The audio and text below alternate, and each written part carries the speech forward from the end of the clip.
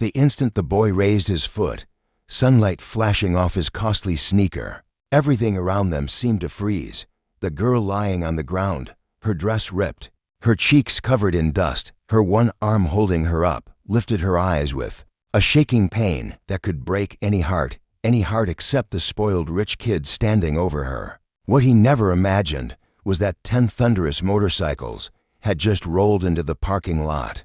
Right behind him, 10 Hell's Angels, 10 witnesses, 10 men who had seen far too much cruelty in their lives to mistake what was happening now. If you believe kindness still matters, that everyone deserves a second chance, and that the weak should never stand alone, please like this video, comment, share it with someone who needs it, and subscribe so we can spread more stories like this. And let us know in the comments where you're watching from today. Her name was Emily Harper, a 16-year-old who had always moved carefully through a world that felt too noisy, too rushed, and too cold.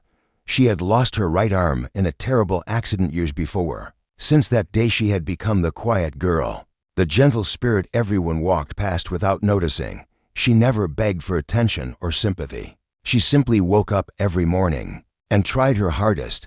But sometimes life loves to test the ones already carrying the heaviest loads. The boy was Ethan Carter, son of a powerful businessman. A teenager handed everything money could purchase except the one thing he truly lacked: compassion. Ethan didn't see Emily as a person with hopes, fears, or feelings.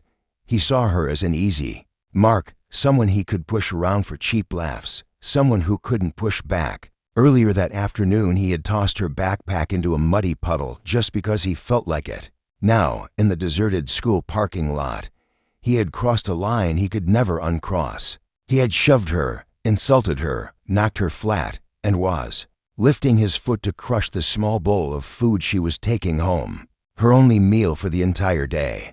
Emily's heart pounded, not for her own safety, but for that tiny portion she had saved with so much care. She cleaned classrooms after school to help her family, and every penny counted. That food meant everything. But Ethan didn't care. His foot began to drop, and then the roar exploded. It started as a low rumble, a tremor in the air that forced Ethan to stop mid-motion. Emily turned just in time to see 10 huge motorcycles rolling slowly toward them. From the far corner of the lot, black helmets, leather vests, heavy boots, and the unmistakable winged skull stitched across their backs, the symbol of the Hell's Angels. The engines shut off, leaving a silence heavier than thunder. Emily swallowed hard, unsure whether to feel terror or hope. The men climbed off their bikes. Every one of them looked tough, weathered, and larger than life. Their presence alone could make the ground tremble. Yet their eyes carried no cruelty, only something Ethan had never once offered her: humanity. The leader, a tall man with silver streaks in his beard and quiet strength in his gaze, his name was Cole Reynolds, stepped forward. He had spent decades on the open road, seeing both the best and the worst people can do. The sight of a disabled girl being tormented woke a deep fire inside him. Ethan stammered as Cole walked closer. The boy tried to stand straighter, desperate to look in control. But inside he had never felt so small. Cole didn't yell. He didn't threaten. He simply took in the scene: Emily on the ground, her bowl spilled, Ethan's foot still raised. And the silent disappointment in Cole's eyes spoke louder than any shout.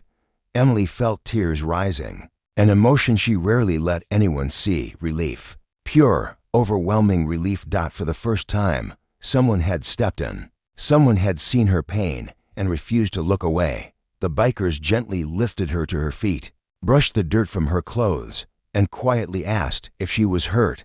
When Cole knelt beside her, his rough voice softened in a way she never expected from someone so strong. He handed her a bottle of water, a clean bandana, and something far greater: respect. Meanwhile, Ethan's confidence crumbled. Cole approached him slowly, each step calm and measured. Ethan opened his mouth to make excuses, but the words tangled and died. Deep down he knew this might be the day he finally learned a lesson no amount of money could teach. Cole never laid a hand on him. He asked only one quiet question that cut deeper than any punishment ever could: why would you hurt someone who's already carrying more than you will ever understand? for the first time in his life. Ethan had no answer. Cole turned back to Emily. The angels gathered her scattered belongings, fixed what they could, and insisted on driving her home so she wouldn't have to walk alone. Emily hesitated, but Cole promised she would feel safe, never frightened. The ride was nothing like the scary stories she had heard. It was calm, careful, and protective. When they reached her house, Emily's mother burst into tears, not from fear, but from gratitude so strong it stole her breath. Life had been unkind to their little family, and kindness on this scale felt like a miracle. Before riding away, Cole pressed a small patch into Emily's hand that read, "Strength is born from struggle." He told her to keep it close and remember she was never as alone as she sometimes felt. News of what happened spread through town like wildfire. Students who once ignored Emily began standing beside her. Teachers who never noticed her pain started checking in, and Ethan returned to school quieter, shaken and slowly, genuinely sorry. It didn't erase what he had done, but it changed the person he was becoming. Emily grew stronger, not just because someone defended her, but because someone finally saw her worth. The angels didn't just stop a bully that day. They reminded a forgotten girl that she mattered. If this story warmed even a corner of your heart, please like the video, leave a comment with your thoughts, and share it so more people can feel the power of standing up for someone else. And before I go, tell us in the comments, what would you have done if you had seen what those angels saw?